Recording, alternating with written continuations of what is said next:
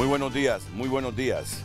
Después de ver el noticiero TN5 matutino, uno queda con las pulsaciones, pero fuertes y con una gran incertidumbre.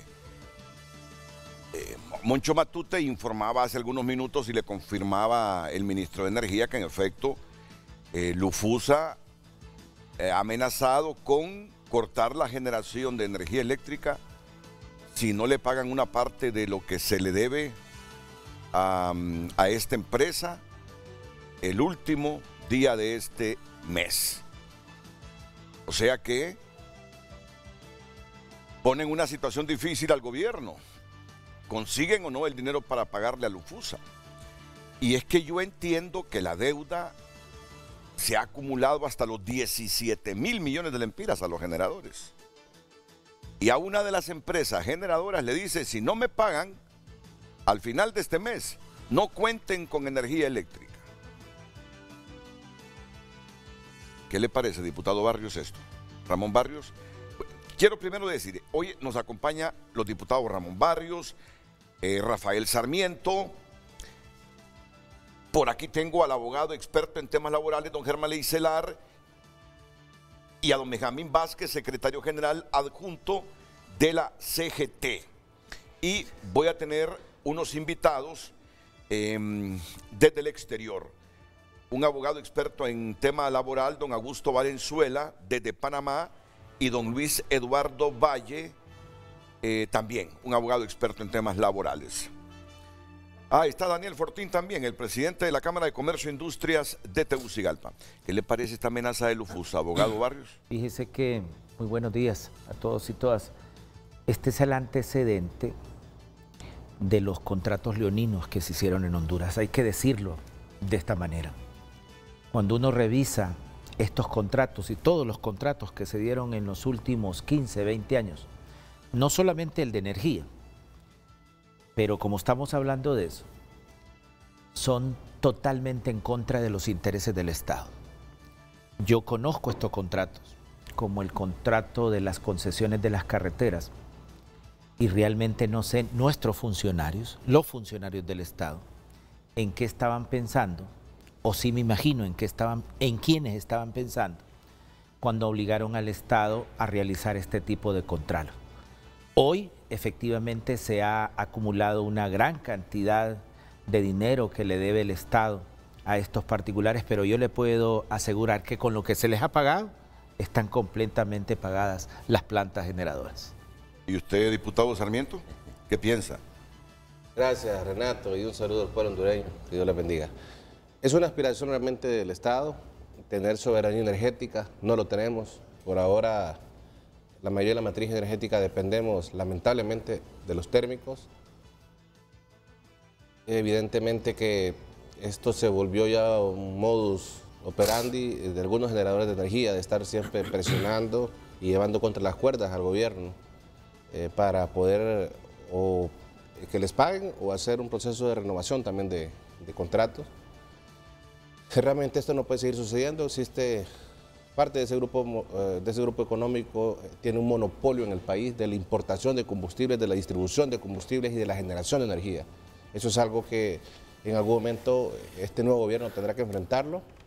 Y el tema de la deuda con los generadores, pues también habrá que sentarse por matriz energética. Al final de nada les sirve que les estén abonando a la deuda.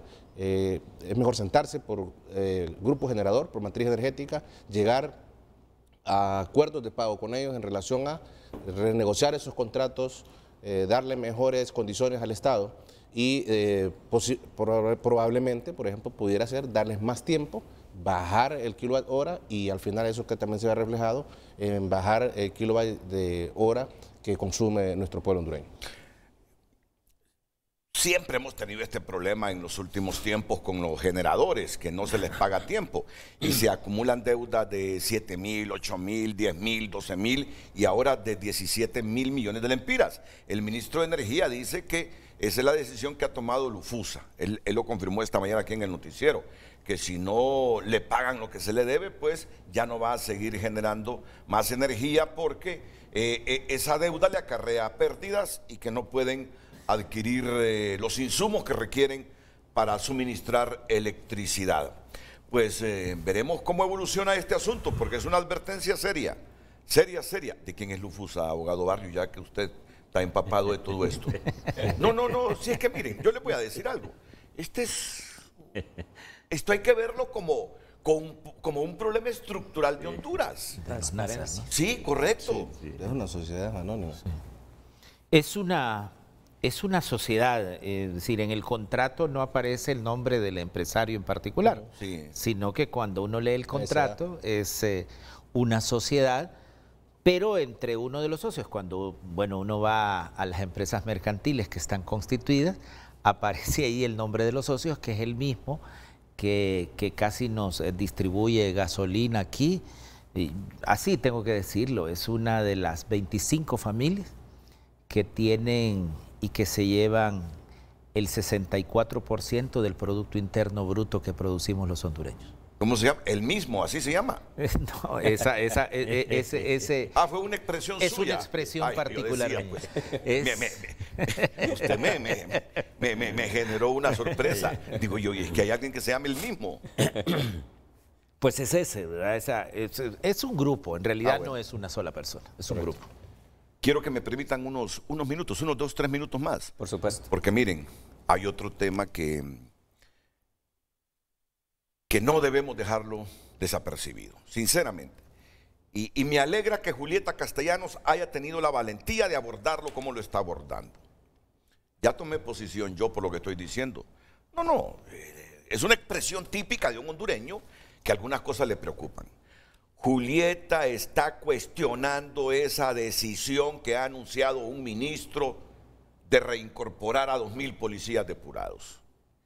Y le ha enviado una carta a la señora presidenta de la República, Xiomara Castro Sarmiento, y al señor Manuel Zelaya Rosales. Distinguida señora presidenta, distinguido señor expresidente, con el respeto a su alta investidura, me permito escribirles en mi condición de ciudadana, de académica estudiosa del tema de la seguridad ciudadana y especialmente en mi condición de víctima de una policía penetrada por el crimen. Señora presidenta, señor expresidente, el camino para construir la institucionalidad policial profesional ha sido largo, tortuoso y un fracaso. El último tramo inicia en 1993 con la creación de la comisión ad hoc, después de la denuncia de un agente de policía que vincula a policías de la Dirección Nacional de Investigación con las torturas y muertes en las cañeras de San Pedro Sula.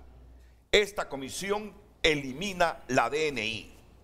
En 1996, el presidente Reina, mediante decreto 229-96, ordena el traspaso de la policía a los civiles y autoriza un proceso de depuración de la policía. La comisión la preside el doctor Hernán Corrales Padilla y la integran César Elvir Sierra, Rubén Zamora Vados, Germán Leicelar y Alfredo Landaverde. Pero no el Germán Leicelar que tengo aquí a mi derecha. Este es el Germán Leicelar nuevo. El Germán Leicelar histórico es el padre del abogado Germán Leicelar. Aquí está el hijo esta mañana.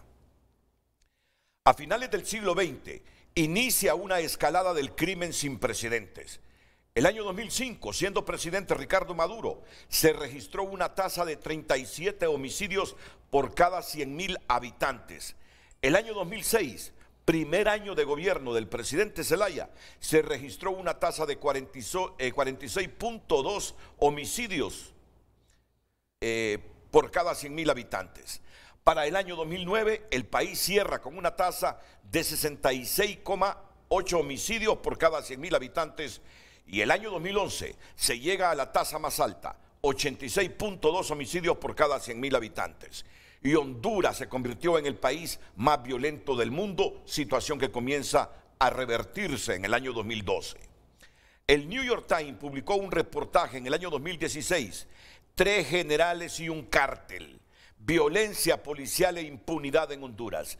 The New York Times. El contenido reproduce un informe interno de la policía que revela quiénes, dónde y cómo se planificó la muerte del general Aristide González y de Alfredo Landaverde, el año 2009 y 2011 respectivamente. El contenido de este informe conduce a que el Congreso Nacional, mediante decreto número 21/2016, declara situación de emergencia por seguridad nacional y autoriza la creación de la Comisión para la Transformación y Depuración de la Policía Nacional. Esta comisión la integran el ministro de Seguridad, Julián Pacheco, Omar Rivera, Vilma Morales y Alberto Solórzano. Posteriormente se integran Germán Leicelar, Jorge Machado y Carlos Hernández como asesores. Los hondureños fuimos conociendo las entrañas de la policía y la institución policial nos debe todas las respuestas sobre la infiltración y cooptación del crimen en la institución que precisamente su función es combatirlo. ¿Cómo fue posible que no supieran las acciones delictivas de sus compañeros? Hoy sabemos que al menos 7 altos oficiales de la policía han sido solicitados en extradición o se han entregado a la justicia de Estados Unidos, país que los acusa de ilícitos vinculados al crimen organizado. Otros altos oficiales están prófugos de la justicia hondureña y otros están acusados en los tribunales de Honduras por lavado de activos. Al menos 6 altos oficiales les acusa el Ministerio Público de haber realizado transacciones financieras por un monto de 3.045 millones de lempiras entre el año 2007 y el año 2017. Los imputados no pudieron justificar estos movimientos bancarios y sus sueldos, según la misma fuente, oscilaron entre los 55.000 y 65.000 lempiras mensuales en este periodo. Su gobierno, señora presidenta, ha decidido reintegrar a policías separados en el último proceso de depuración, justificados en la necesidad de aumentar el número de policías para enfrentar el delito y el crimen. Esta política de seguridad fue la misma del expresidente Zelaya el año 2007 y no tuvo resultados positivos. Las muertes violentas pasaron de 2.417 el año 2005 a 5.265 el año 2009. Datos del Observatorio de la Violencia de la Universidad Autónoma de Honduras. Por otro lado, en contraste, Nicaragua, con 1.6 policías por cada 1.000 habitantes, tiene una tasa de homicidios de 4.4 por cada 100.000 habitantes. En tanto, Honduras tiene 1.3 policías por cada 1.000 habitantes y una tasa de 42 homicidios por cada 100.000 habitantes. Datos para el año 2020. Esta decisión sorprende porque significa una negación de los hechos descritos, un irrespeto a las víctimas de una policía coludida e infiltrada por criminales, un desconocimiento de la historia reciente y un desprecio al trabajo realizado por personas que se arriesgaron al asumir una tarea que le correspondía hacer a la institución policial y al Estado en su conjunto. Ninguna institución, por temor o complicidad, asumió esta responsabilidad. Se acomodaron, no asumieron riesgos y se coludieron. No hay otra explicación. Imposible que las unidades de inteligencia y contrainteligencia no conocieran las actividades ilícitas referidas. La seguridad ciudadana es un bien público, es una responsabilidad del Estado y las decisiones en este tema como en otros no puede ser resultado de la improvisación, la ocurrencia, la ligereza ni compromisos políticos partidarios. Sorprende el entusiasmo de las autoridades de la policía con esta decisión. Ellos se formaron y crecieron en las entrañas de la policía y conocen la institución y a sus miembros. Finalmente, fue bien recibida la decisión del gobierno frente al asesinato de 3 agentes policiales en el departamento de Colón, pero esperaríamos ver la misma reacción, el mismo interés y diligencia frente a otras masacres, que por este año ya van 19. De lo contrario, el mensaje que se recibe es que el interés del gobierno depende de quiénes sean las víctimas. Tegucigalpa, 28 de abril 2022, Julieta Castellanos, ex rectora de la universidad, que no está de acuerdo con ese anuncio del actual director de la policía que que reintegrará a policías separados en el último proceso de depuración, justificados en la necesidad de aumentar el número de policías para enfrentar el delito y el crimen.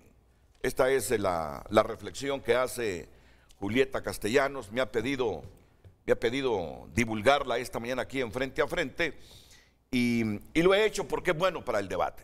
Es bueno para el debate. Viene el director y dice, vamos a reintegrar 2.000 de policías de los depurados. Dice. Solo porque lo dice el Estado tiene que aceptarlo. Yo creo que es bueno que haya voces que hagan reflexionar al gobierno si eso es conveniente o no. Fueron depurados es por alguna razón. Ok, entonces, claro, tiene todo el derecho don Rafael Sarmiento de hablar. Él termina el tema porque no es el tema central y venimos con el tema central. ¿Cuál es el tema central, Vivian Montoya? Así, en unos segunditos, con brevedad, para que intervenga el diputado Rafael Sarmiento. Buenos días, licenciado. Este es el tema de esta mañana. ¿Comparte o no usted la derogación de la ley del empleo por hora? Envíe sus opiniones a Frente HN en Facebook y Twitter y después leeremos sus comentarios. Seguimos. Ya se drogó. Ahora solo falta la sanción y la publicación. Pero ya se drogó ayer en el Congreso Nacional. Diputado Sarmiento. Gracias, Renato. Solo brevemente en relación al tema de la carta de la exdirectora doña Julieta Castellanos, a quien saludamos. Muy breve, yo soy el presidente de la Comisión de Seguridad del Congreso Nacional. Ante mí se han acercado de manera permanente ex policías, hay una asociación, hay una aspiración de parte de algunas autoridades del Ministerio de Seguridad en relación a la reforma del artículo 66 del reglamento de la carrera policial para que puedan retornar a la institución mediante un procedimiento administrativo policías exdepurados que pasen un filtro. Actualmente solamente pueden retornar a la institución quienes así lo determine por sentencia judicial. ¿Qué sucede? De esos casi 3.000 policías que hay depurados, muchos son demandas millonarias contra el Estado y están regresando mediante recursos de la Corte Suprema de Justicia. Naturalmente que hay policías que están bien depurados y que no solamente se depuraron, sino que también se deducieron responsabilidades administrativas y penales por corrupción y otros delitos. Pero hay otros policías, lo que nos han expresado, que el procedimiento de despido fue inadecuado y que la causal de despido es inexistente y los órganos jurisdiccionales le están dando el derecho. Entonces ellos dicen, ¿por qué vamos a estar esperando que venga una sentencia judicial que carguen con millones contra el Estado si mediante un procedimiento administrativo nosotros pudiéramos pedir que regresen, porque consideramos que a nuestro criterio de las nuevas autoridades de Secretaría de Seguridad son policías que tienen su récord limpio y creemos que pueden retornar? Entonces ese es más o menos el proceso de socialización que se está trabajando, Renato. Todavía no se ha hecho la reforma al artículo, actualmente solo pueden retornar a la institución policial quienes por sentencia judicial, exactamente. Entonces lo digo para que tengamos también claridad que es un proceso que sigue en socialización y también le he dado las justificaciones de los casos excepcionales en los cuales pudieran retornar policías que fueron depurados. Ya ven que es bueno el debate, es bueno el debate, claro que es bueno el debate. Y así es como se debe reaccionar, no descalificando el disenso. No, por supuesto que no. ¿Te parece, abogado Barrios? No, estoy de acuerdo, creo que la crítica siempre es necesaria en un Estado de Derecho. Claro. Y creo que la reflexión que hace una académica, ex rectora de la universidad, es válida. Conozco el caso de muchos exoficiales que demandaron al Estado. Y mire, algunos han ganado y va a tener que el Estado que indemnizarlos. Conozco muchos que ganaron, porque los procesos, una cuestión es que yo digo que fue depurado y otra cuestión es que yo lo haya podido acreditar en los tribunales. Muchos de ellos ganaron las demandas al Estado y muchos están por ganar porque, digamos, fue el mismo proceso.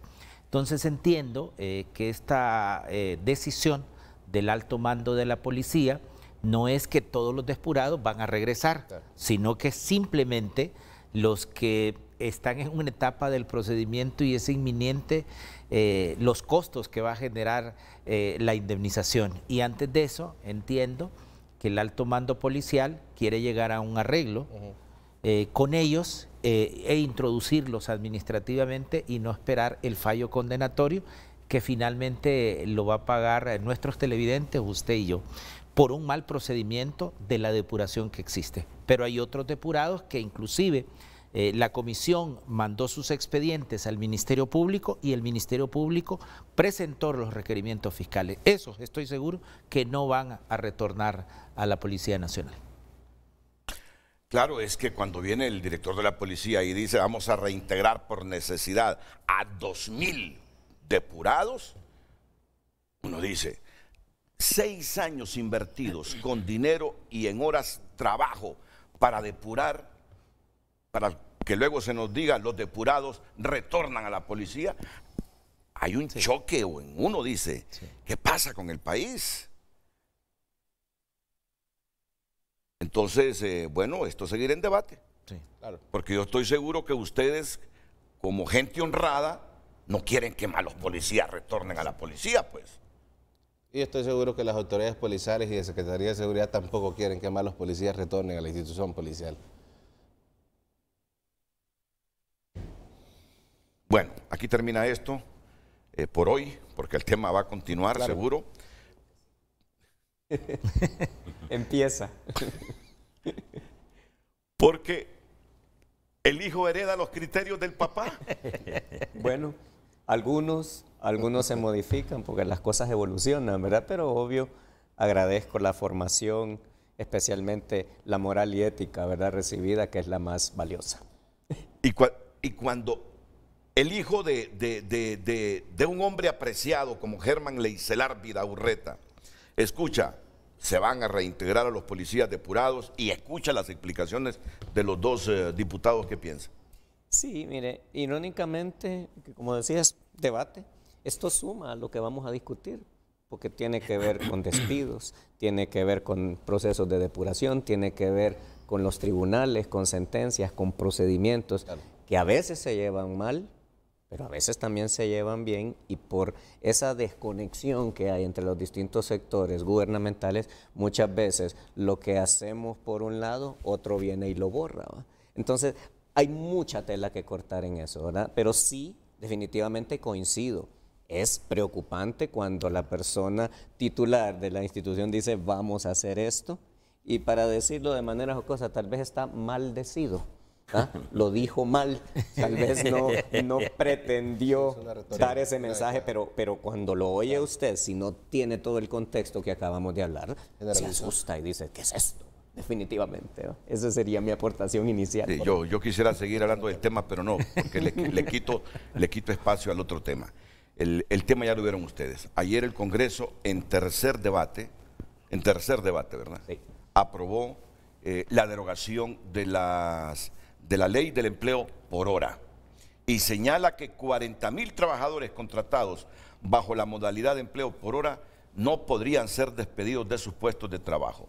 De lo contrario, los patronos incurrirían en responsabilidad civil, administrativa y penal. O sea que si son 40.000 los empleos por hora en este momento activos, al derogar esta ley, si dice el empresario, no, a todos los que tengo empleados por hora los voy a despedir, viene el Congreso y dice, no podrán ser despedidos de sus puestos de trabajo los empleos bajo esta modalidad, de lo contrario los patronos incurrirían en responsabilidad civil, administrativa y penal. Y hay otro párrafo que dice, el patrono o empleador de naturaleza pública o privada que incumpla, disminuya o transgreda los derechos de los trabajadores, incluido el despido o la cesación, será responsable civil, administrativa y penalmente según corresponda conforme a derecho. Este es el tema, la repercusión que la derogación de esta ley del empleo por hora tiene para Honduras. Después de la pausa, el debate aquí en Frente a Frente con los diputados Ramón Barrios, Rafael Sarmiento, Germán Leicelar, Benjamín Vázquez, Daniel Fortín, y desde el exterior Augusto Valenzuela y Luis Eduardo Valle, que ya los tenemos precisamente en pantalla. Tenemos esta mañana en Frente a Frente. ¿Comparte o no usted la derogación de la ley del empleo por hora? Envíe sus comentarios a Frente HN para que después leamos sus opiniones. Seguimos. Quiero comenzar con este ejercicio hoy. En unas 10-15 palabras, la primera respuesta, para luego escuchar las argumentaciones de los diputados que votaron a favor de la derogación de esa ley. Al final, ¿cómo quedó la votación? Los 40 diputados del Partido Nacional, hubo uno que sí votó a favor de la derogación, creo que fue Jorge Zelaya. Fue el único, ¿verdad? Hubieron dos que externaron que estaban a favor, pero al momento de la votación se abstuvieron. No ¿se abstuvieron? Solo fue de boca el apoyo, solo fue de redes sociales. Sí, porque a las 10:30 el diputado Jorge Zelaya argumentó por qué votaría a favor de derogar la ley. Pero ya en la votación los nacionalistas votaron en contra y dos que se abstuvieron. Correcto. Después, los liberales. Los liberales acompañaron. Acompañaron la derogación. Sí, la derogación. Igual, la bancada de Libre, Partido Salvador de Honduras, el voto de la DC. Sí, todas las bancadas de oposición. No PAC, estuvo. DC. No estuvo la DC. No estuvo la DC. No participó. Y de la del PAC. Se abstuvo. Se abstuvo. Bueno, así en unas 15 palabras, ¿cómo valoran ustedes esa decisión del Congreso Nacional anoche? Bien, rápidamente, compleja. Compleja. Porque tiene muchísimos efectos que, con todo el respeto que merecen los diputados aquí presentes, y repito, no es un tema de entrar en un debate negativo ni nocivo, simplemente creo que tiene tantas consecuencias que se tenían que valorar una serie de situaciones. Y debo decir, yo invité a los colegas del exterior para aportar experiencias sobre lo que es el manejo de esta ley, en el sentido de lo que es el trabajo parcial como una opción de generar empleo. Nada más, por ahora. ¿Y usted, don Benjamín? Buenos días. Sí, nosotros como sector laboral, como entre las obreras, de hecho que dijimos más que todo que íbamos por la derogación de la ley. Presentamos un documento a la comisión, a las bancadas, y argumentamos propuestas y vimos más que todo que habían grandes argumentos para que esta ley fuera derogada. Y creemos de que sí estábamos en ese plan porque la ley fue utilizada por muchos empresarios para no pagar los beneficios que le corresponden al trabajador. ¿Usted está a favor de la derogación? Estamos a favor como centrales obreras. Muy bien. Antes de escuchar a don Augusto Valenzuela y Luis Eduardo Valle, vale escuchar aquí a los miembros del Congreso Nacional. Usted presidió la comisión que dictaminó la derogación de esta ley del empleo por hora. Diputado Barrios, usted formó parte también de esta comisión. Sí. Hasta allá Daniel Fortín. Permíteme, Daniel, que escuchemos a los diputados y sus argumentos del por qué se derogó esta ley anoche en el Congreso Nacional. Diputado Sarmiento. Gracias, Renato. Bueno, parte de la comisión especial fueron mi compañera diputada Silvia Ayala, Fátima Mena, Russell Tomé, el diputado Ramón Barrios aquí presente, el diputado liberal Yuri Sabas y su servidor. Hubieron un diputado del Partido Liberal que no acompañó el proceso. Nosotros simplemente lo que hemos, en este nuevo proceso de un nuevo gobierno, que hemos regresado al Estado de Derecho, hay toda una serie de reglamentos, de leyes que creemos que fueron aprobados en un tiempo de 12 años que lo denominamos como una narcodictadura. Ahora regresamos a un Estado de Derecho y creímos también que este tema en específico, que era una promesa de campaña de la presidenta, teníamos que volver al origen, volver al Código Laboral, volver a la Constitución de la República. Ninguna legislación de Centroamérica tiene una ley especial para regular las relaciones entre patrón y trabajador. Somos el único país en Latinoamérica con esa situación. Lo que hicimos simplemente, Renato, fue volver, socializar primero todo el proceso para tomar una decisión que no se hizo cuando se aprobó la ley de empleo por hora. Y después de eso resumimos, y algo que pesó mucho en esta decisión fueron los fallos continuos que nos hizo llegar la sala de lo laboral, donde de manera precisa manifiesta los magistrados que estos fallos tergiversan, transgreden derechos laborales. Eso pesó muchísimo para nosotros, más de 3 fallos, para tomar esta decisión. Creemos que la ley es inconstitucional y lo que nosotros, este es un proceso de reivindicación de derechos laborales, de volver al Código del Trabajo, de volver a la Constitución de la República. cada empleo hay que cuidarlo. Si son 40.000 hay que cuidarlo. Si fuera un empleo hay que cuidarlo y debemos de motivarlo. Y creemos que el país merece tener mejor competitividad. Pero la competitividad no puede ir en función de transgredir y de violentar derechos laborales. Así que esa fue la decisión histórica que tomamos este Congreso Nacional el día de ayer en el Congreso Nacional. Abogado Barrios. Fíjese que yo que sigo el programa Frente a Frente y lo sigo a usted, hay un tema que a usted siempre le ha interesado, y es el tema de la seguridad social. Así es. Esta ley le quitó seguros sociales a los trabajadores. Esta ley, yo que soy profesor en la universidad, leí detenidamente los fallos de la sala laboral porque fuimos muy responsables como comisión en escuchar a los trabajadores, a los empresarios, a los medianos y microempresarios también. Es más, nos trasladamos a San Pedro Sula. Hay 3 compañeros y compañeras que estábamos preocupados por el tema de los call centers. San Pedro Sula es un tema muy sensible para nosotros en el departamento de Cortés. Y cuando platicábamos con los empresarios, fueron muy responsables y nos dijeron, mire, nosotros tenemos otras compañías de call center en Centroamérica y en Latinoamérica. Y el compañero Rafael Sarmiento, en los diálogos, en los conversatorios que teníamos, le preguntó, ¿y utilizan alguna ley especial en estos países donde ustedes están localizados? ¿Hay una legislación especial como en Honduras? No, solamente en Honduras existe. En los otros países nos sometemos a las leyes y códigos laborales del país. Así fue la respuesta. Fueron muy honestos. Entonces, nosotros aquí simplemente estamos cumpliendo el mandato de la Constitución, que lo desarrolla muy bien la sala laboral en sus fallos. Más de 8 que conocemos que nos hicieron llegar amablemente la sala de lo laboral. Y dice, no puede haber una ley que disminuye los derechos laborales porque rompe el principio de igualdad en derecho, principio constitucional. Por lo tanto, hemos sido muy responsables. Esto quiere decir, y además en los conversatorios con todos los sectores, inclusive con los trabajadores, yo estoy de acuerdo que el código laboral hay que revisarlo.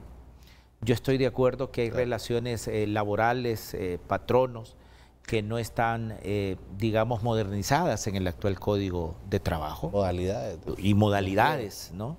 Y que seguramente, y estoy seguro que la presidenta Xiomara Castro, porque así nos ha manifestado, está preparando un proyecto de ley para eso.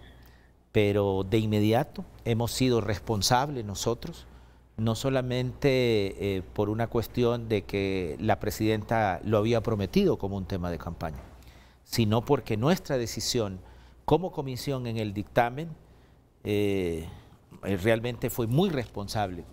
Decía el doctor Hugo Noé Pino el día de ayer que fuimos tan responsables que cuando se estaba leyendo el dictamen, entonces él decía, y es que ustedes hicieron un tratado para justificar su decisión. Quizá no hicimos un tratado, pero tratamos de ser muy responsables a la hora de tomar esta decisión. Mire, tenemos empresarios muy responsables, sobre todo yo reconozco los del norte, y nos dijeron, tengan la seguridad que si se deroga la ley, nuestros colaboradores son tan especiales para nosotros, por ejemplo en los call centers, que no podemos seguir existiendo como empresa si se deroga esta modalidad. Para nosotros, los muchachos, porque son gente joven, van a seguir con nosotros y simplemente nos dan un tiempo para reacomodarlos a lo que establece el Código de Trabajo. Ustedes hablan de inconstitucionalidad y percibo que el argumento mayor de ese tratado, entre comillas, porque no es tratado, es que no debe haber una legislación especial que regule las relaciones laborales fuera del Código del Trabajo. Volver al origen. Volver al origen, volver al origen. ¿Puedo pedir la palabra un claro que sí. momentito solamente? Mira. Renato. Ya voy, Daniel, ya voy. Muy Es que yo me tengo que retirar. Bueno, pero permítame unos segundos, por favor, con todo respeto. Con el tema que ustedes plantean, sin duda que no hay negativa alguna de plantear que se puede mejorar la ley. Sin embargo, sí creo que los argumentos son errados y le explico por qué. Habrán sentencias, pero las sentencias tienen una peculiaridad y es que están recibiendo un caso específico que tiene que revestir cosas muy particulares. A partir de un caso particular no puede generalizar que los efectos sean genéricos. Primer punto. Segundo punto, siento yo que cuando hablamos de la ley de trabajo por hora, sin duda hay muchas violaciones a los derechos de los trabajadores, pero no porque la ley lo diga, sino porque hay violaciones en la forma en que funciona el país, porque tenemos lamentablemente una conducta de no respetar la ley. La ley no quita ningún derecho, respeta el derecho sindical, respeta la seguridad social, respeta el derecho, incluso da derechos más allá. Pongo un ejemplo muy sencillo. Si usted trabaja como un trabajador permanente durante un año, usted tiene 10 días de vacaciones. Con el trabajo por hora, usted en un año de servicio tiene 12, no tiene 10. Entonces no hay una violación porque más bien hay una mejoría. En el 14% de incremento al promedio de salario por hora, más el 6%, están incorporados todos los derechos colaterales que la ley tiene. Entonces, ¿qué es lo que sucede? Que lo que hay es una forma equívoca de valorarla y no quiero robar mucho más tiempo, pero quiero poner esto en la mesa porque es importante que valoremos adecuadamente. Decía alguien por ahí que si usted valora a un pez por su capacidad de subirse a un árbol, usted va a considerar que el pez es fracasado. Entonces, al considerar que la ley de trabajo por hora es el Código de Trabajo, ahí tenemos un error. La Constitución de la República, y lo pongo en perspectiva para que se vea.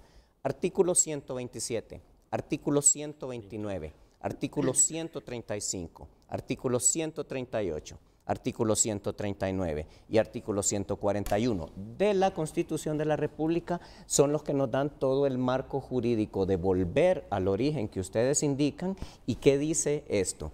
El artículo 127 habla, por ejemplo, de generar las condiciones para que una persona tenga estabilidad en su trabajo, pero tenga la posibilidad de escoger libremente su ocupación. Esa posibilidad de escoger libremente su ocupación ha sido sesgada al eliminar la ley, porque no es que esto sea la panacea ni la solución a los problemas. Y cierro con un ejemplo. El primer trabajo que tuve yo lo tuve hace 39 años. Trabajé en dos lugares, en una editorial y en una empresa de fotografías. Debido a la estructura del código, yo no podía tener un trabajo a medio tiempo, porque si tenía un trabajo a medio tiempo me tenían que pagar jornada completa, lo cual no ocurría. Por una condición particular que se dio, yo tuve la posibilidad de tener un trabajo a medio tiempo, lo cual me permitió estudiar y hoy soy un abogado. Si hubiera tenido la obligación de actuar en un trabajo, en mi primer trabajo de vida, posiblemente eso me habría impedido desarrollar estudios. Y repito, no es ni palabra santa, ni un cierre de todo lo que hay, pero es un ejemplo de las cosas que pueden dar. Reitero, no porque resuelva todas las cosas, pero se puede administrar porque es un nicho más de generación de empleo que se debe administrar adecuadamente. Gracias. Yo quiero aclarar muy bien. Primero, en el Decreto 121 de 1934, cuando se practica más que todo de que si alguien trabaja media jornada le pagan. Ya está estipulado eso aquí. Y tenemos que estar bien claros. Si esa ley que se hizo de trabajo por hora era con un tipo de intención, la intención más que todo que el joven estudiante tuviese una oportunidad, pero, repito, lo que pasó es que muchas empresas lo que hicieron fue tergiversar eso y empezaron a despedir toda la gente permanente con segunda intención y contrataron a esa misma gente por hora. ¿Por qué? Querían evadir todos los beneficios que el Código de Trabajo practica y que hay un tipo de relación. Desde 1959, la relación del Código de Trabajo es muy buena porque regula al patrono y también al trabajador. Entonces creemos de que ese tipo de oportunidad sí hay para poder estudiar. Yo estudié trabajando, pero también había el tipo de interés de prepararnos y creo que eso es lo bueno. Pero en este caso, aquí hay muchas empresas que en vez de ubicar el 40% que dice lo que es la ley, lo que tenían era el 80%, 90% y tenían 2, 3 trabajadores permanentes. La otra cosa, el joven que está temporalmente, le limitan la oportunidad de poderse organizar. ¿Por qué? Si alguien practica de que hay que organizar, lo que hacen es despedirlo sin ningún tipo de responsabilidad. La otra cosa que limita los beneficios que tiene el Código de Trabajo para la mujer. La mujer tiene un beneficio de prenatal, postnatal y también lactancia. Ahí, si alguien sale embarazada con unos contratos por mes, lo que hacen más que todo es que ya no la contratan. Entonces son problemas que tenemos que verlos, porque ese tipo de cosas siempre está practicando en muchas empresas. Practicaban en los call centers. Los call centers, la gente trabajaba mucho más de las 4 horas que tenía que trabajar, trabajaba 8 horas y lo dejaban todavía en un informe y trabajaban hasta 10, 12 horas. Y les pagan nada más 7 horas porque les deducían la media hora que comían, todo tipo de cosas. Entonces creemos de que en este tema son temas de que tenemos que aclararlo. Nosotros queremos más que todo que haya por lo menos trabajo, empleo, pero un empleo digno, donde el joven tenga un futuro y pueda decidir, porque hay jóvenes que se preparan, que estudian y no tienen el tipo de oportunidad, una oportunidad que trabajando por hora se van a hacer ancianos trabajando por hora y posteriormente no van a tener oportunidad de poder quizás formar su familia, tener acceso a la banca, acceso a una vivienda, porque en la banca, si alguien no es permanente, de hecho no hay oportunidad para que puedan beneficiarlo con un tipo de préstamo. Argumentos del sector obrero para apoyar la decisión del Congreso de derogar la ley del empleo por hora. El sector privado hondureño, representado esta mañana por Daniel Fortín, presidente de la Cámara de Comercio e Industria de Tegucigalpa. Daniel. Buenos días, Renato. Quiero aclararle de que quería hacer uso de la palabra porque me tengo que retirar por un compromiso que tengo con la Cámara de Comercio, de un conversatorio que ya estaba planificado para ahora a las 8:10 de la mañana. El tema que yo quisiera preguntarle a los honorables diputados que usted tiene en su sede y que fueron parte de la comisión de dictamen y que analizaron el tema del empleo por hora, yo quisiera preguntarles, ¿cuál era el problema fundamental del empleo por hora? ¿Es la ley especial o es el empleo por hora en sí?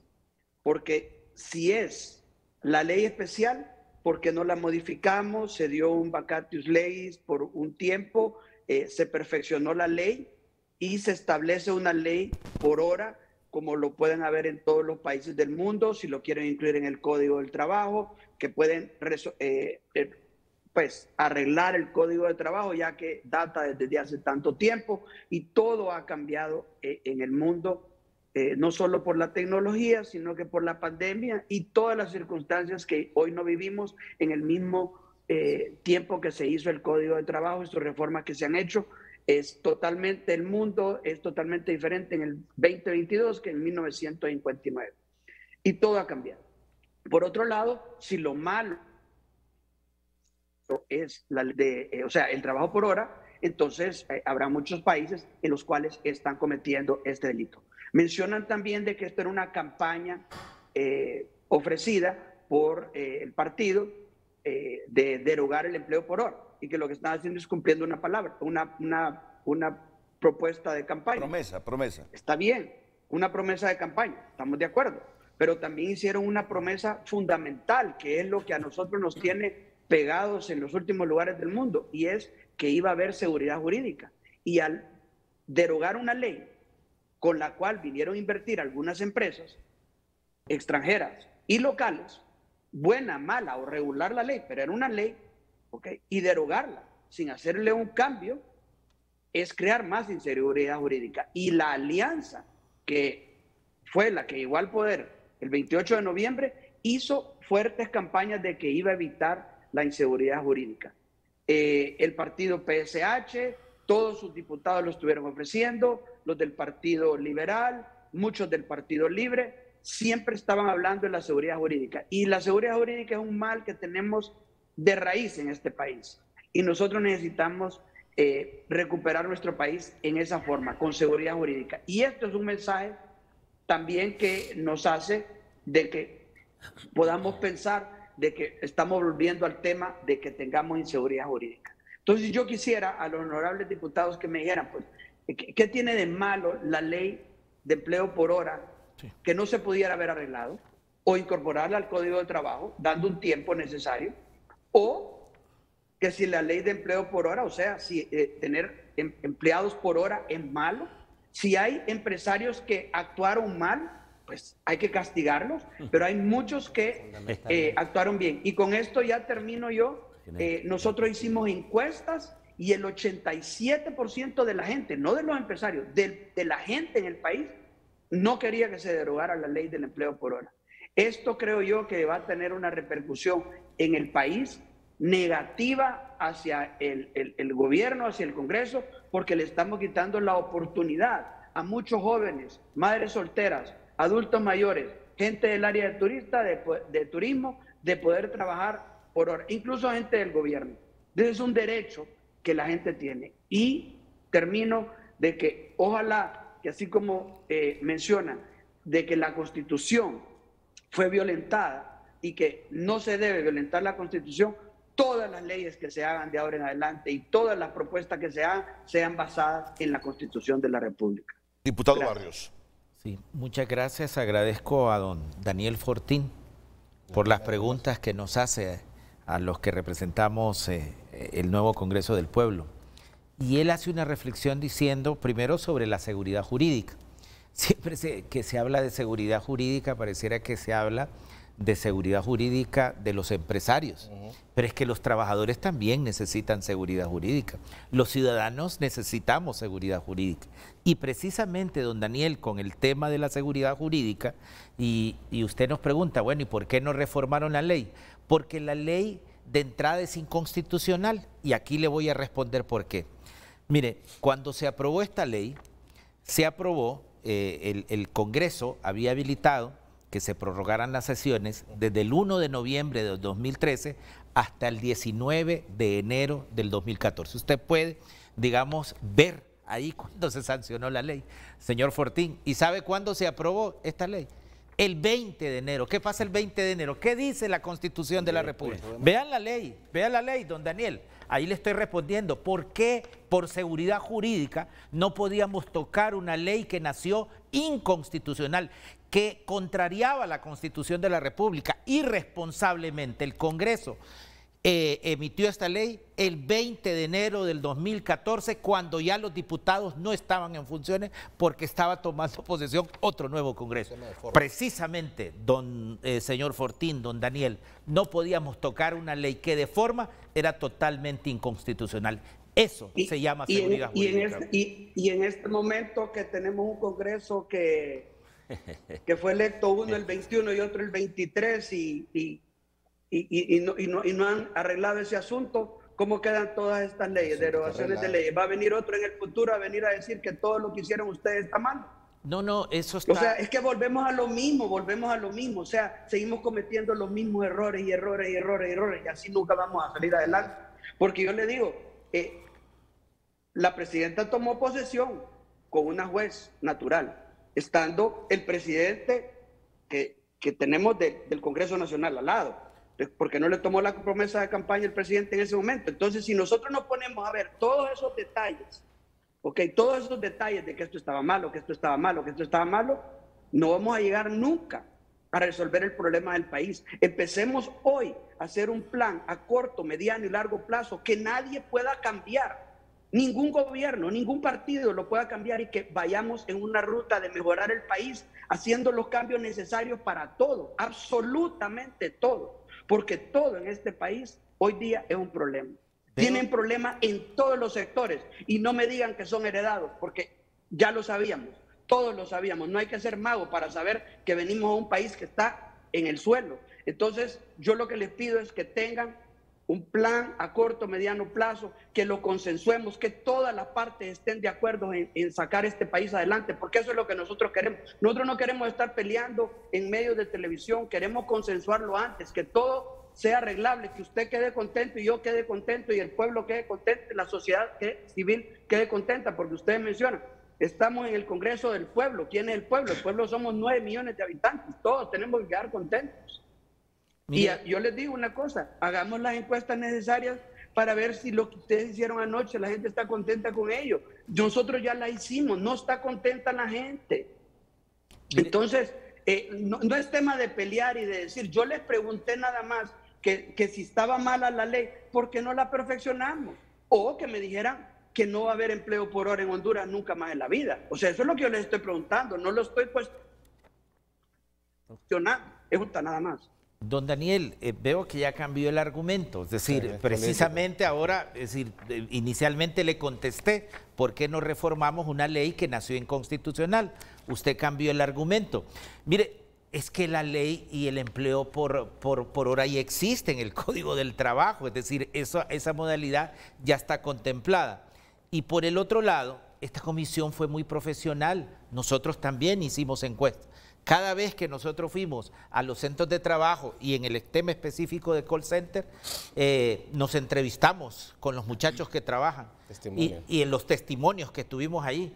Mire, aquí fue el 100% de los muchachos que nos decían, de verdad, porque nos entrevistamos personalmente con ellos, fuera de sus empleadores, fuera de sus jefes, y nos decían, de verdad, que habemos toda una generación que pareciera que no conocemos qué es vivir, como lo hicieron ustedes, bajo el amplio abanico de tener la seguridad social que nos plantea, que nos asegura el Código de Trabajo.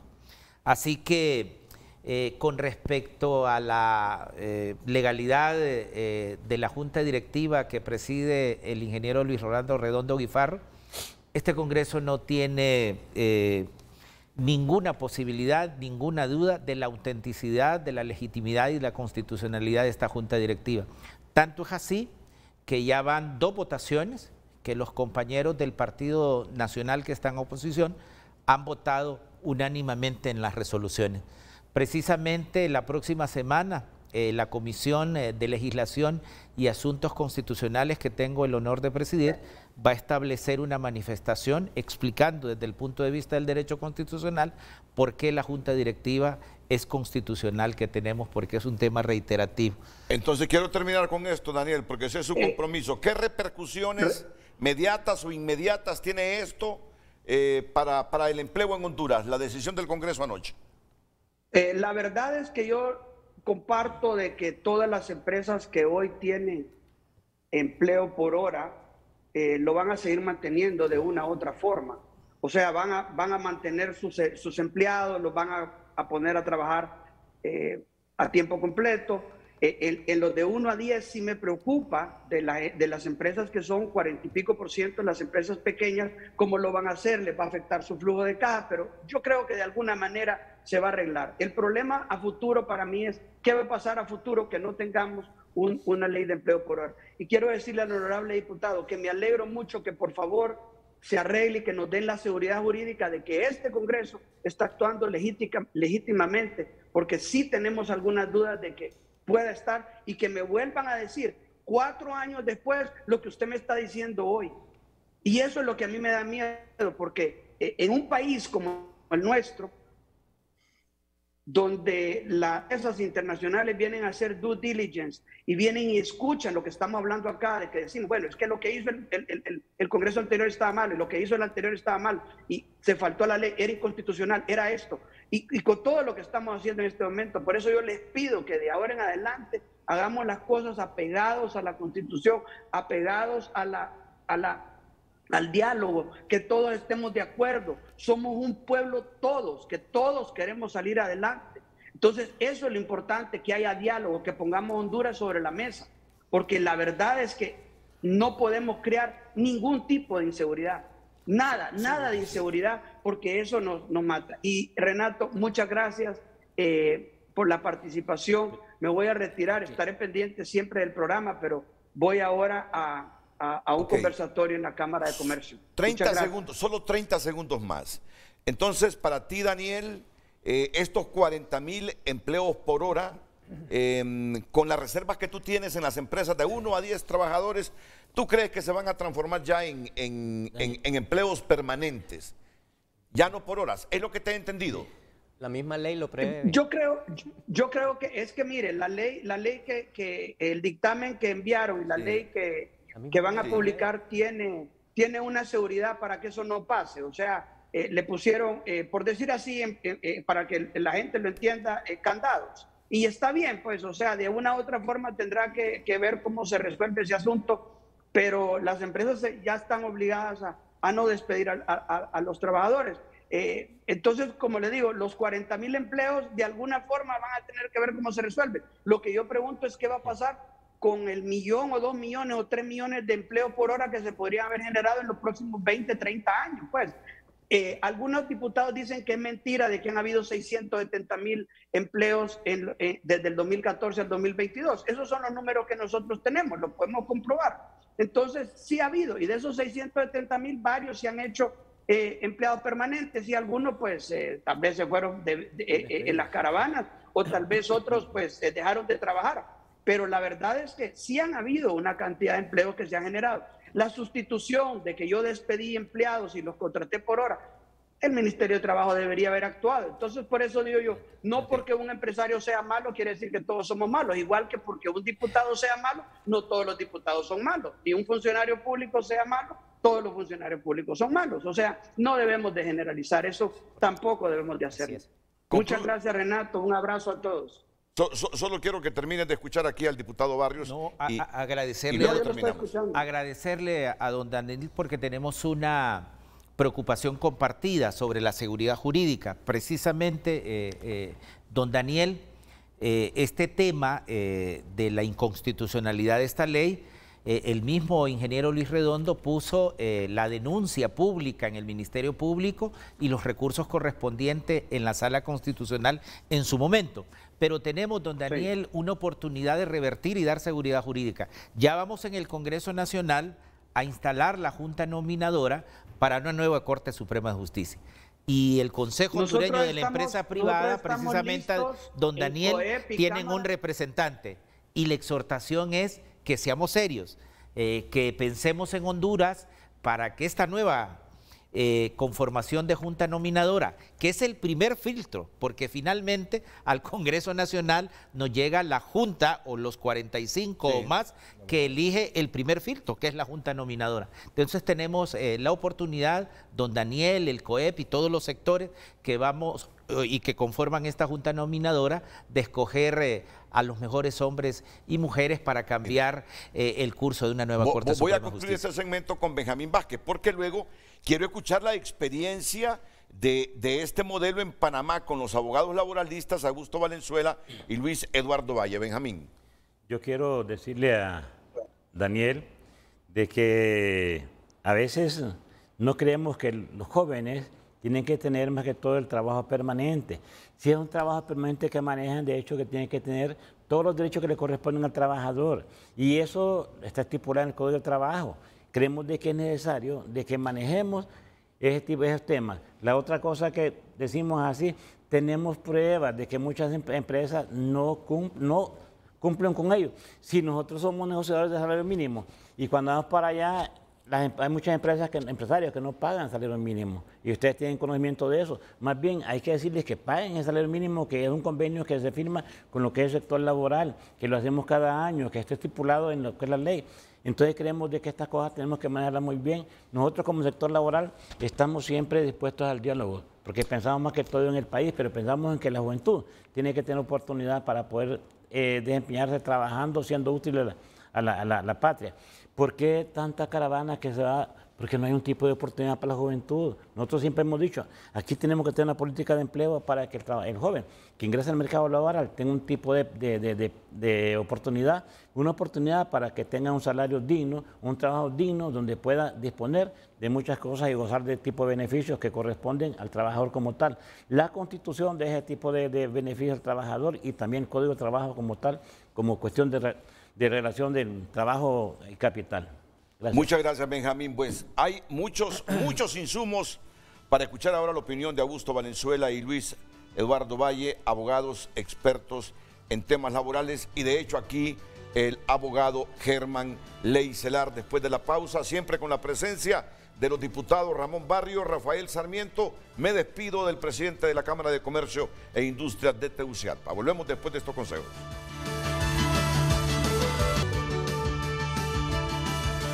Muy bien, antes de hacer la conexión con don Augusto Valenzuela y don Luis Eduardo Valle, el diputado Barrios argumenta que es inconstitucional esa ley que se aprobó en el 2014. Sí, la ley que se derogó ayer, la del empleo 20 por hora. de enero. Es correcto. Nada más que los argumentos que expresa, y aquí me lavo las manos porque desconozco la estructuración que usted me indica, pero estamos hablando de una inconstitucionalidad en su nacimiento, no en el contenido de la ley o en la forma en que funcione. ¿Es así? ¿O lo entendí mal? No, no, es que mi argumento fue en respuesta a lo que nos dijo Daniel Fortín, que por qué no le habíamos entrado, digamos, a la reforma de una ley que yo, que soy profesor de Derecho Constitucional, pues no podíamos reformar algo que es inconstitucional, como bien, y usted está de acuerdo, conmigo, que es inconstitucional de nacimiento, de forma. Segundo, me dice el diputado Rafael Sarmiento. Renato me dice, en San Pedro Sula verificamos que hay muchas empresas que hacen contrataciones por hora bajo el amparo del Código Laboral vigente, me dice. Bueno, mire, en mi experiencia, y ahí es donde viene el tema de la inseguridad jurídica a la que se refería el señor Fortín. Le pongo este ejemplo, que es el que estaba externando. Mire, asesoramos una empresa del exterior que vino a elaborar una actividad de carácter temporal por un periodo de 2 años. La ley de lo que me habla es de contratos temporales por obra o por tiempo indefinido. Cuando usted tiene un contrato que tiene una fecha cierta, el contrato es temporal.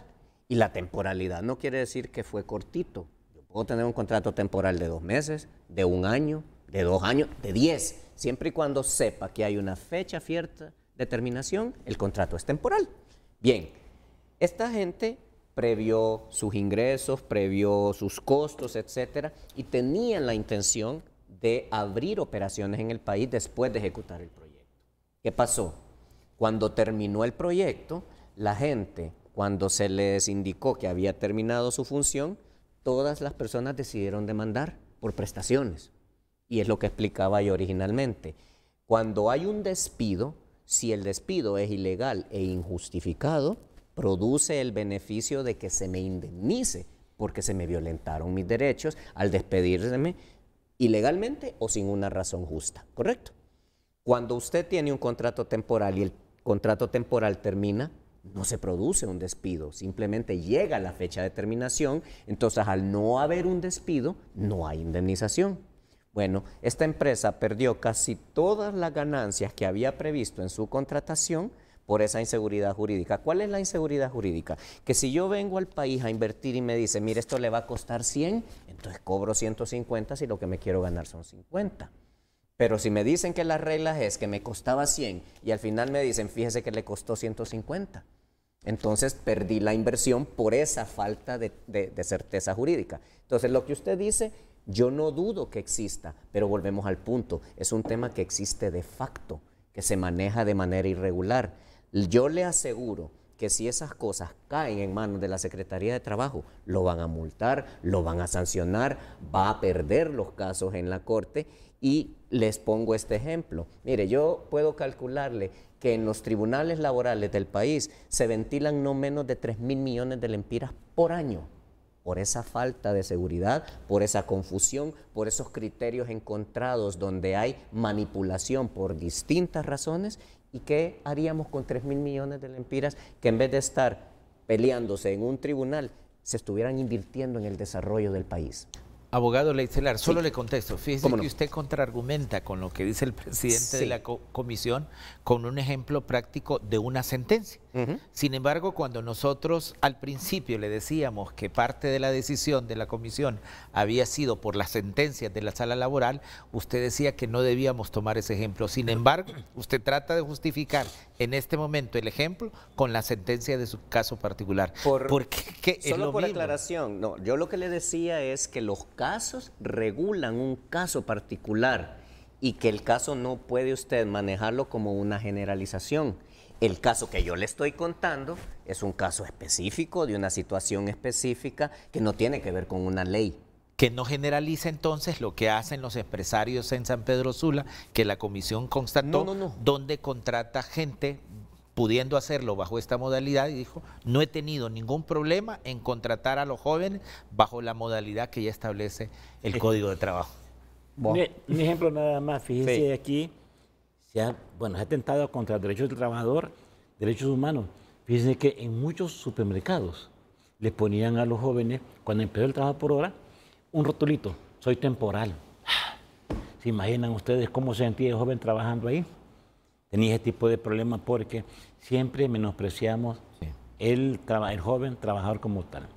¿Y qué esperamos del futuro de los jóvenes con este tipo de actitud?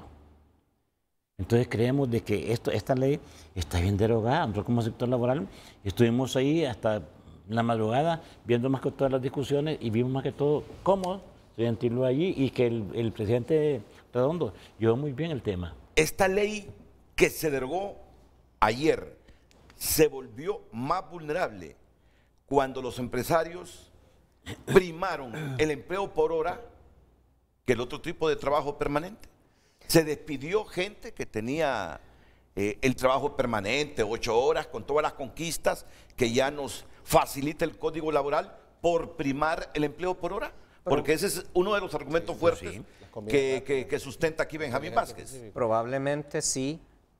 Yo soy asesor de empresas. Las empresas a las que yo asesoro que utilizan esta ley cumplen plenamente con ella y yo puedo decir con total categoría que las empresas en las que trabajan con este esquema y se respeta no tienen ninguna violación hacia los derechos de los empleados, que por el contrario más bien tienen beneficios adicionales que en trabajos similares no se tienen de acuerdo a la ley general. Pero no discuto que hay violaciones, pero eso no es un problema de la ley, es un problema de que violentamos la ley y no sancionamos esos incumplimientos. ¿Cuál es la diferencia, diputado Sarmiento, entre esta ley del empleo por hora que se derogó anoche con el empleo por hora que ya cobija nuestro Código Laboral? Hay ya una contrapropuesta de parte del sector privado para que se pueda trabajar en una legislación especial. Nosotros creemos que lo que debemos hacer es una reforma del Código Laboral, pero ya hay una contrapropuesta de una nueva ley especial para regular el trabajo de medio tiempo, de jornada, porque desde el mismo sector privado reconocen que esta actual ley de empleo por hora se prestaba a abusos para que labores permanentes dieran finalizada esa relación laboral y pasaran a ser empleados por hora. Entonces, Renato, de manera precisa, yo le daba el ejemplo y puedo decirlo porque nos dijeron que pudiéramos decirlo públicamente. La Universidad de San Pedro Sula, la USAP, utiliza la modalidad de contratación por hora con el Código Laboral, ¿verdad? Y con el artículo 8 de la Ley de Salario Mínimo. De tal forma que ellos contratan por hora y al final de la relación laboral ellos pagan las prestaciones laborales y pagan por hora proporcionalmente las horas que trabajan en relación al salario mínimo de los abogados, por ejemplo. ¿A qué tipo de contrapropuesta se está refiriendo? Porque los empresarios se están preguntando, bueno, ahora que derogaron ese asunto, ¿cuáles son las opciones que nos presentan ustedes? Le dicen a los diputados. Claro, nosotros estamos en total apertura, Renato, incluso de manera insistente el sector privado nos pedía que lleváramos este asunto de la socialización al CES. Bueno, ahora vámonos al CES, vámonos con el sector privado, vámonos con las centrales obreras, con la clase trabajadora, para crear la contrapropuesta o la reforma al Código Laboral o una nueva ley especial. Nosotros creemos que lo que debe existir es una reforma al Código Laboral. Hay total apertura de parte del Congreso Nacional. ¿Reforma orientada a qué? Orientada hacia la jornada de trabajo, porque manifiesta el sector privado que si solo se trabajan determinada cantidad de horas tienen que pagar jornada completa. Así que ahí donde ellos piden que haya reforma para poder dinamizar la contratación por hora establecida en la Ley de Salario Mínimo y el Código Laboral. Que se pague proporcionalmente. Que se pague proporcionalmente. A las horas que se trabajan. Y al final, siempre pagar las prestaciones laborales, al finalizar totalmente la relación laboral. Miren que ese puntito es clave, ese puntito es clave. Antes del abogado, nosotros como sector laboral presentamos 17 inconsistencias que tenía la ley y ya tenemos aquí la inconsistencia. Primero, creemos de que el Código de Trabajo estipula ya claramente que si alguien trabaja más de 2 meses, en una empresa, se queda permanente y quedan los derechos para él. Aquí hay muchos jóvenes que tienen ya más de 1 año, 2 años de trabajar temporal por hora y no tienen ese tipo de beneficios. Y un beneficio que les da la posibilidad de accesar a todo tipo de beneficios, como es la banca, como es viviendo, todo tipo de cosas. Creemos de que esto es necesario para que la juventud tenga ese tipo de beneficios. Recordemos que el joven piensa también en formar su hogar y cuando su hogar, así con la ley temporal por hora, es trabajito de empleo, no le da la posibilidad para poder hacer Muy este tipo de bien, muy cosas. bien. Mire, hay conceptos fundamentales como la antigüedad, la permanencia y la continuidad que se tienen que analizar de manera separada porque el derecho, sabemos, es una ciencia y las cosas no son antojadizas. Pero tengo una pregunta muy puntual. Si la ley o el código del trabajo prevén la actividad que prevé la ley de trabajo, ¿por qué necesitamos reformar el código? Vuelvo y repito, nos manifiestan algunos miembros del sector privado que quieren que les apoyemos en cuanto a la jornada de medio tiempo, que después de trabajar determinada cantidad de horas debe pagarse la jornada completa. Entonces, que a ese articulado especial nos piden que creamos o una ley especial o una reforma del Código Laboral.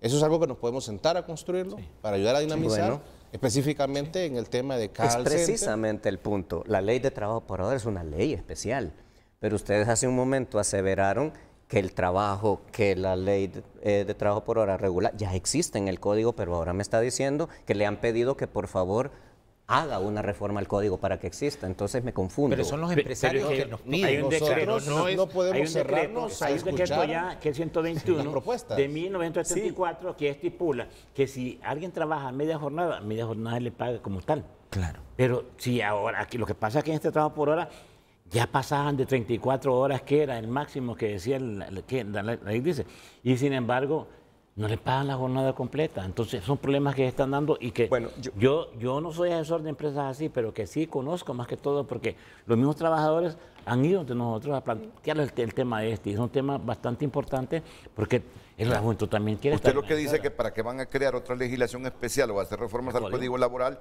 si esta ya las contemplaba la ley que derogaron anoche. Es correcto. Eso es lo que se plantea usted. Ahí veo una contradicción. Eso es lo que el sector privado nos ha planteado, es lo que yo estoy externando. Nosotros como diputados no podemos cerrarnos a propuestas que nos hagan sectores. Ahorita hubo un planteamiento de Juan Barahona en representación de la clase obrera y trabajadora del país y este es el resultado. Y ahora el sector privado también tiene una propuesta, también nos podemos sentar a construirlo. No estamos cerrados, no está los códigos tampoco escritos en piedra. Entonces lo que él dice que para qué van a hacer reformas, en todo caso hubiesen dejado vigente la ley que derogaron anoche. Esa es la lógica de él. El sector privado incluso y el COEP de manera formal nos manifestaron que ellos apostaban a una reforma a la ley de empleo por hora, porque se prestaba para abusos, porque no tenía la suficiente capacidad de monitoreo la Secretaría del Trabajo. Entonces, lo que quiero decir, Renato, es que nosotros estamos abiertos como Congreso Nacional para poder construir consensos y poder construir las reformas que se vean necesarias en los códigos de la En mi primera intervención, perdón, mencioné lo grave del interín. ¿Por qué? Si la intención es esa, ¿por qué derogarla y no prolongar su vigencia un rato mientras se creaba la nueva estructura para evitar generar un vacío? ¿Por qué? ¿Abogado? Dos cosas. Primero, porque el nacimiento de esta ley fue de carácter temporal, para una situación especial. 3 años nada más. 3 años nada más. Y la promesa era 600.000 empleos que se iban a crear, 200.000 por año. Y no se crearon 200.000. No, 27.000 crearon una vez. Y luego esa ley que se creó temporalmente, es decir, ese era el objetivo de la ley, así lo dice en la exposición de motivos, pues mira hasta dónde ha llegado. Esto es lo primero. Lo segundo es que no podíamos reformar una ley que de forma era inconstitucional o es inconstitucional.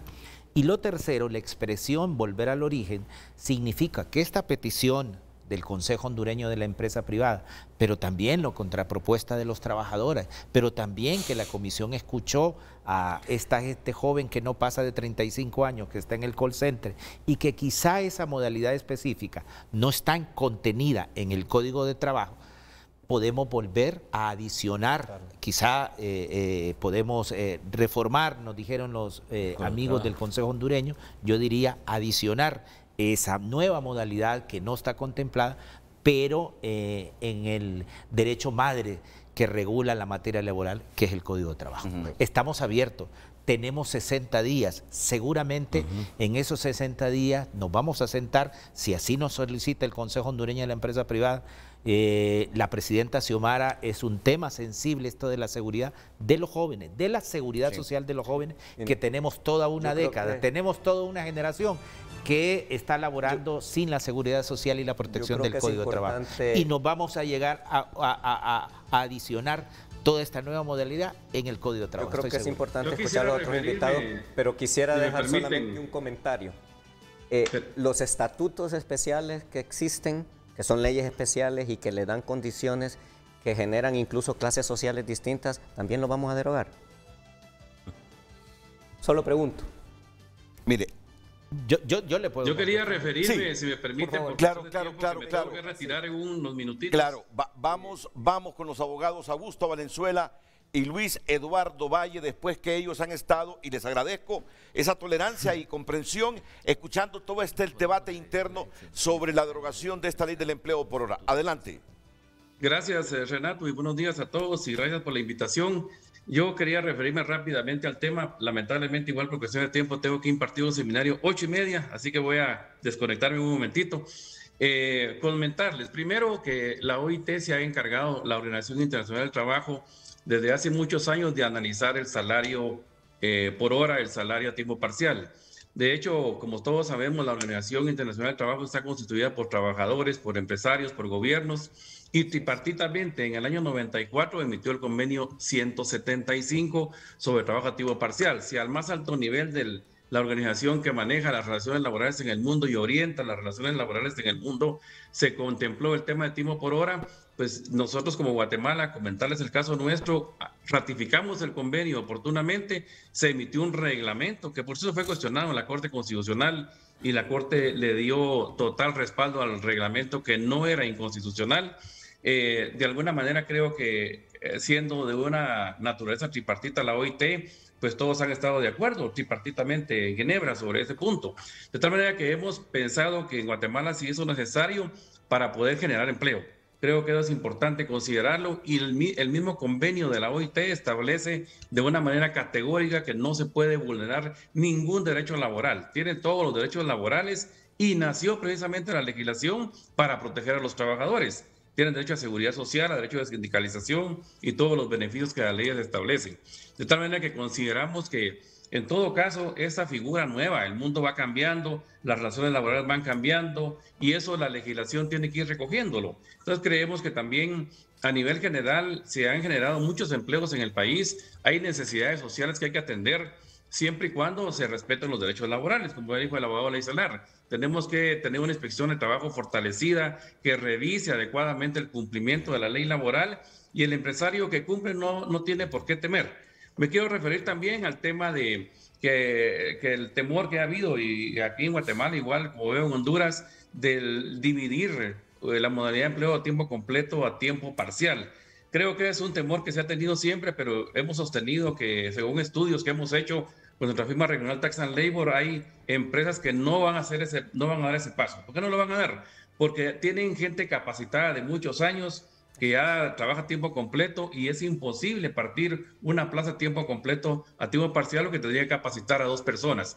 Pero lo importante es que es una generación de empleo que se puede dar a través de esta ley, y hay grupos objetivos de la sociedad que lo tienen. Trabajadores, mujeres principalmente, a nivel del mundo, Europa, Estados Unidos, el 60% son mujeres que trabajan en tiempo parcial.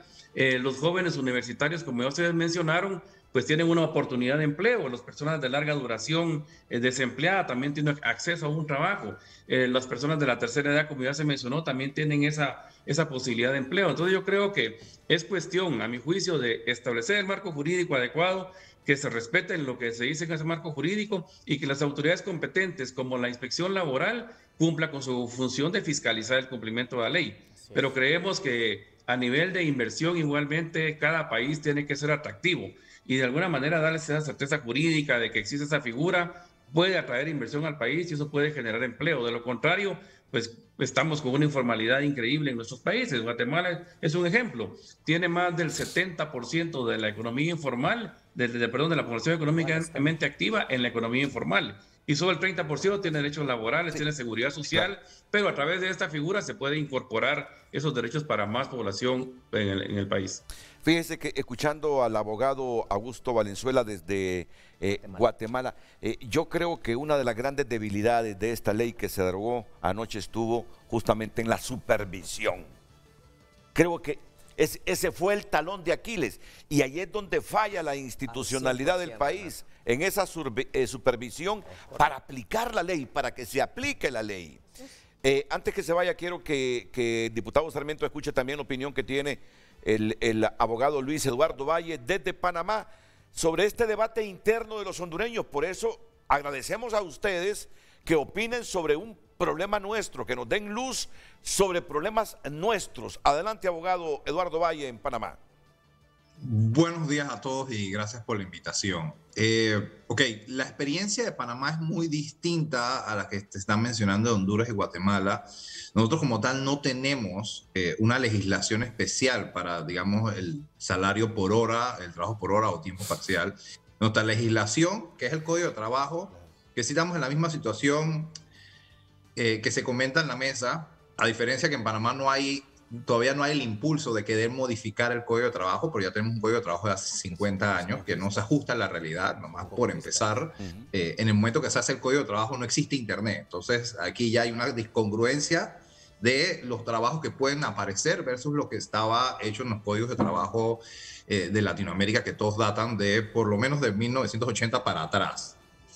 Ahora, ¿cuál es la diferencia nuestra o por lo menos nuestra experiencia? En Panamá siempre se ha podido contratar por hora. Es decir, yo puedo establecer un contrato, pero aquí estamos viendo tres factores. Primero, la contratación, es decir, cuánto tiempo vas a trabajar a la semana. O sea, que yo te contrato por 20 horas la semana, 40 o 48, que es el máximo para Panamá. Entonces yo pudiese perfectamente contratar por 20 horas. Es decir, eso es lo que sería el equivalente a una media jornada de lunes a domingo.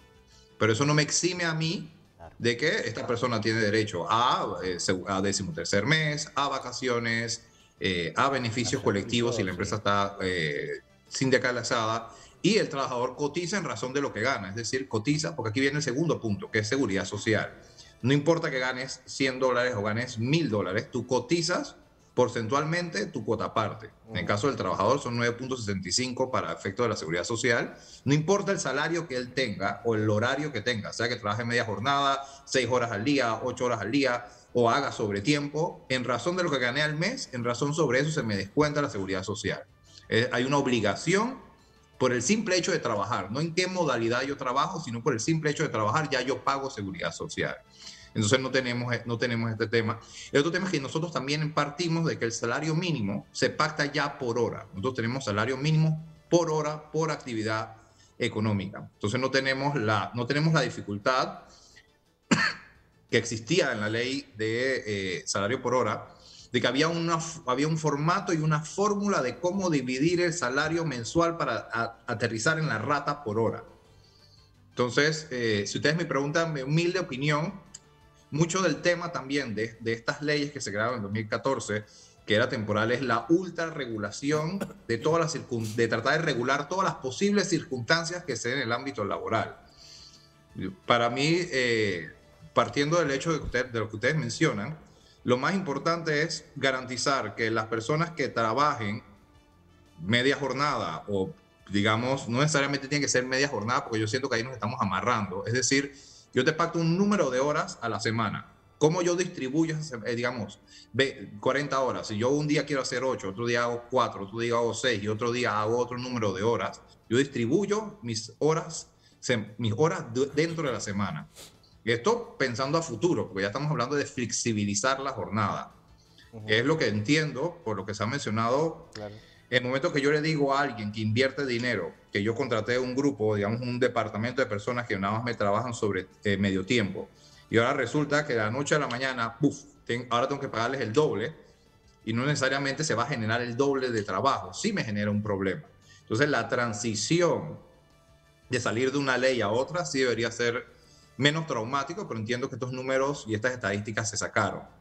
Ahora, lo cierto es que esto no soluciona el problema, porque nadie me indica que la empresa, por más que quiera cumplir con la ley que ya no existe, no estoy en la capacidad económica de mantener una persona, pagarle un salario de 8 horas cuando nada más lo tenía contratado por 4.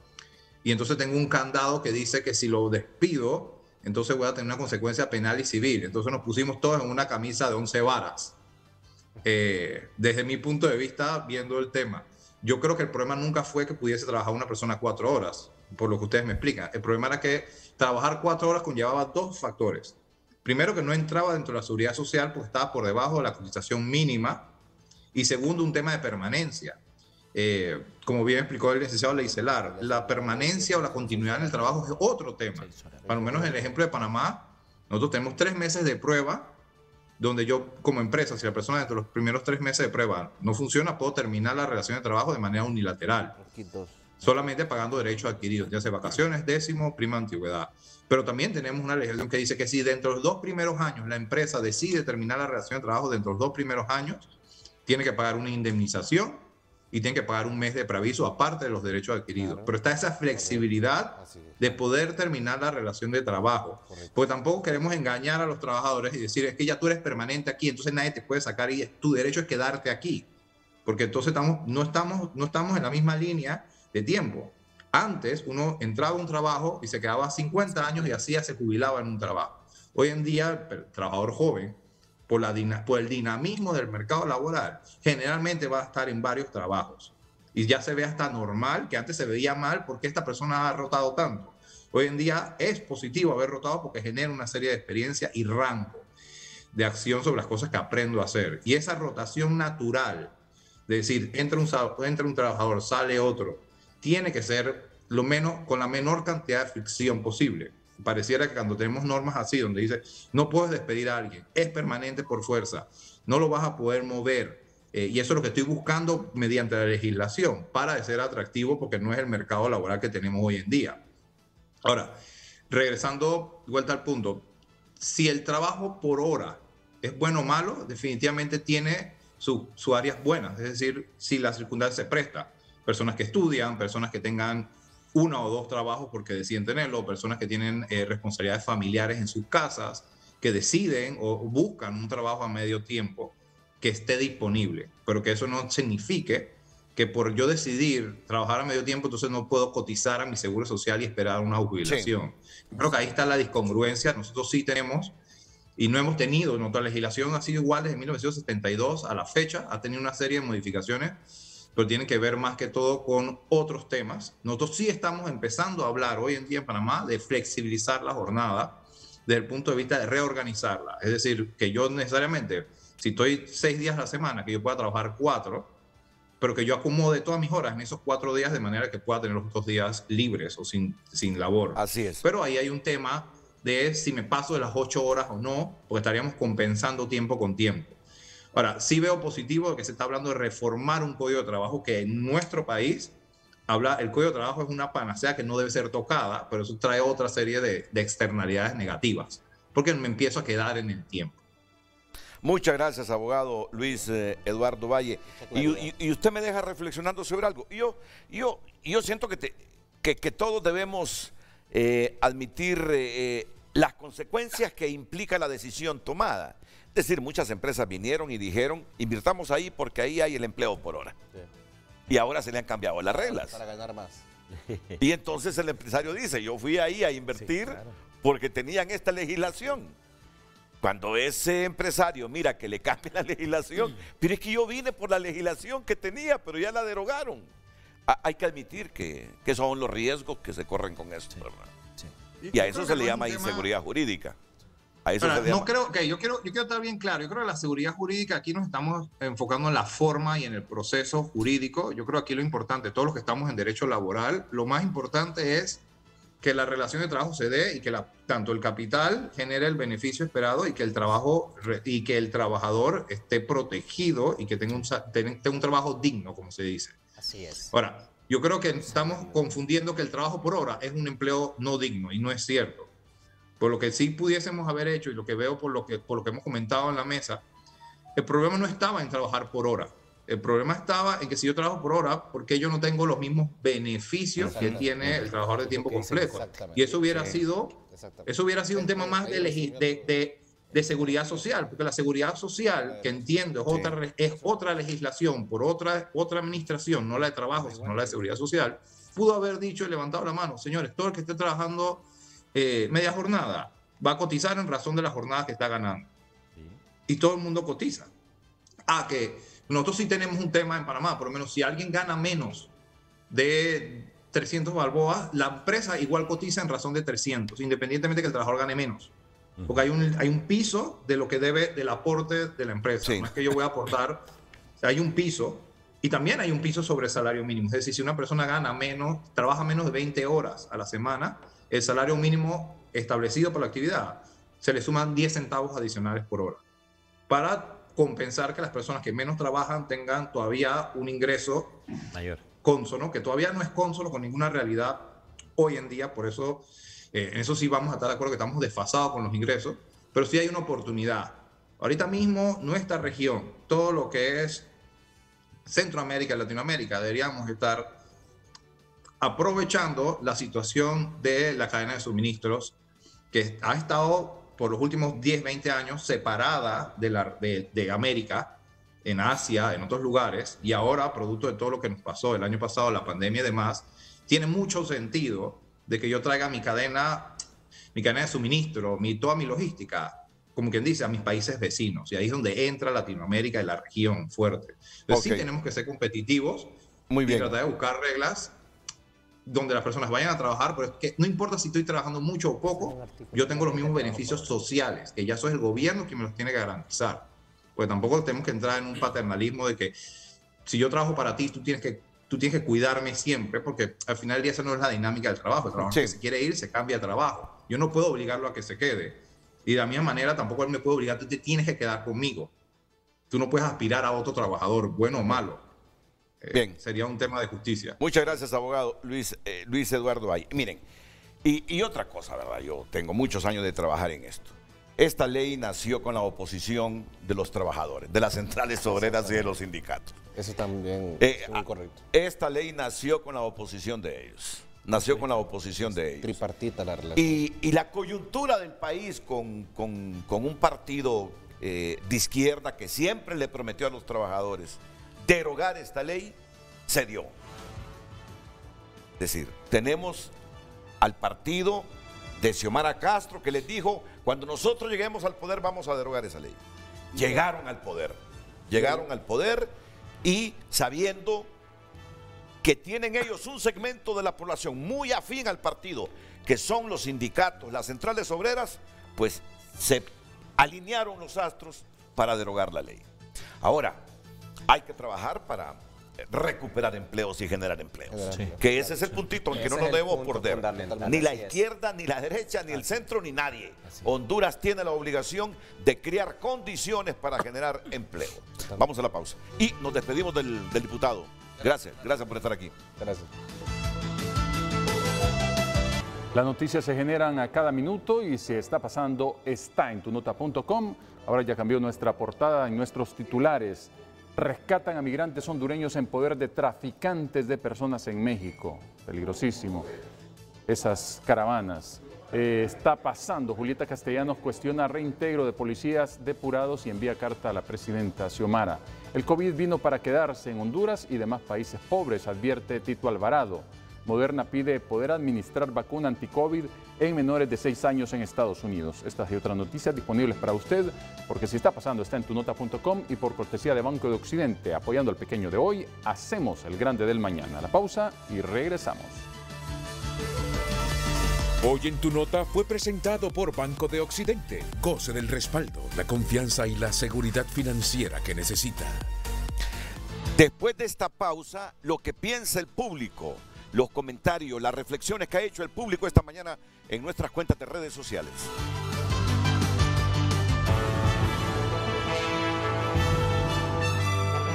Esos son algunos de los mensajes que nos han llegado a las redes sociales de Frente a Frente, respondiendo al tema de esta mañana. Roberto Díaz Alcerro: creo que es un retroceso en las leyes. Miren, el empleo por hora es bueno, porque permite que jóvenes trabajen a medio tiempo y a la vez estudien. Lo malo es que las autoridades del trabajo nunca supervisaron que los patrones cumplieran con la ley como se debe.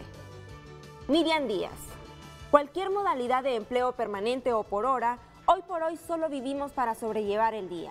El empresario siempre va a ganar, porque sin ellos el país no tiene inversión. Por favor, socialicen para el bien de la clase trabajadora. Vicente Hernández. La ley no es mala, pero no hubo supervisión del Estado y los malos empresarios abusaron. Y en cuanto a la energía, ya es tiempo que estaticen la energía. Esos equipos ya están súper pagados, que hagan arreglo de pago para la deuda y el Estado que administre al 100% la generación de energía. Jorge Martín. Bueno, la Cámara de Comercio e Industria de Tegucigalpa debería de tener mejores argumentos y defensores de argumentos. Terriblemente emocional. Es bueno no mentir. La mayoría de la población no estaba de acuerdo con el empleo por hora. No sé de dónde saca Daniel Fortín su 86%. Julio Herrera. Los trabajos temporales, como su nombre lo dice, son eso. El espíritu es que sirvan de puente para que los jóvenes estudien. No creo que exista un joven que trabaja en un call center o de mesero que su mayor aspiración sea trabajar en ese tipo de empleos para toda la vida. Vamos a una nueva pausa comercial.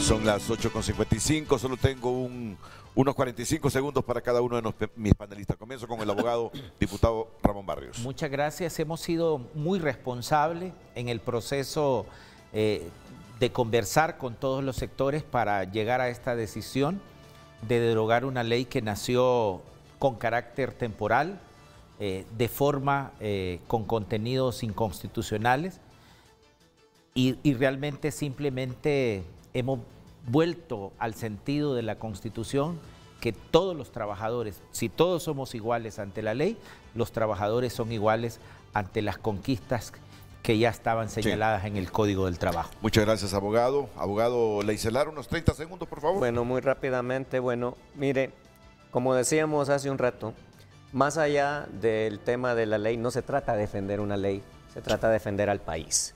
Y lo que necesitamos es que, más allá de que esté derogada o no, yo insisto, no creo que sea inconstitucional, excepto por los aspectos de forma que usted mencionó, pero hay muchas cosas que rescatar porque el país necesita esos elementos para crecer y para generar más empleo, que es el punto esencial que estábamos tocando. Muchas gracias, Benjamín. Gracias, Renato, por la invitación. Nosotros como sector laboral estamos bien claros que estamos siempre dispuestos al diálogo, somos amantes del diálogo y creemos de que estamos preparados para ello, pero que también estamos claros que no queremos desempleo, lo queremos más que todo que haya un empleo, pero empleo permanente, para que el joven tenga oportunidades, tenga un empleo digno de que pueda disponer para siempre. Gracias. Muchas gracias, Benjamín.